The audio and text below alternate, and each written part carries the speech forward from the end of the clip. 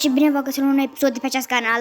Ei bine, astăzi suntem pe mod la Clash Royale. Deschidem câteva chesturi.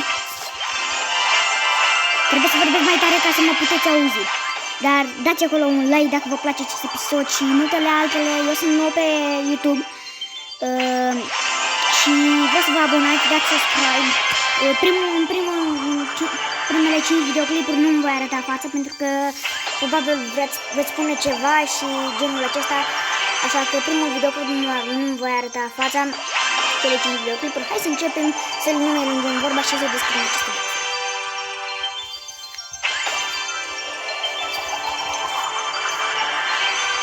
Nu uitați să dați chiar și like, da? Și să dați și clopoțelul ca să fiți atenți la toate chestiile pe care eu le voi face. Aici să vă arăt toate astea pe mod. Au apărut cărțile astea noi. Chiar nu știu despre ce e vorba despre ele. E bine, dar nu contează asta. Ce contează este că luptăm. Să vedeți și voi cam cum stă treaba pe aici, pe la jocuri. Acest canal de YouTube al meu este foarte interesant. Hai să punem așa, unul de petrece. Punem fantomița. Fantomița nu e prea bună, chiar m-a dezamăgit. Deci m-a dezamăgit foarte mult fantomița. Credeam că în brawler ăsta o carte mai bună, mai legendoasă. E genul acesta, dar de fapt nu. Nu este așa. Nu este așa. Dar nu este așa. Credeam că este mai bună, dar de fapt nu este chiar așa de bună această carte. Aș vrea să fie mai bună, serios. Turma a făcut această prostie și m-a enervat foarte tare.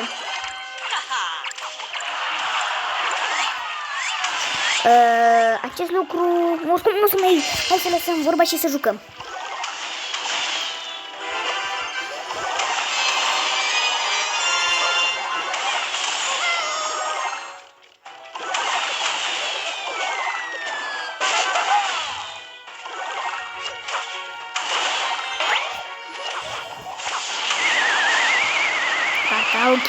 Ok, câștig. Cred că e cam easy. Faza asta e cam easy.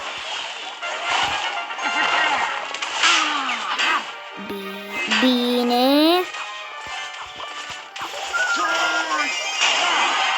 Ok, am reușit. Bine.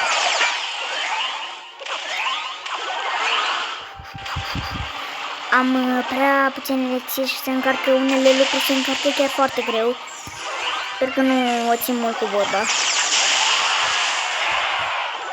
Pentru că, na, știți care e faza. Uite că l-a bătut și pe ăsta, cartea asta mea.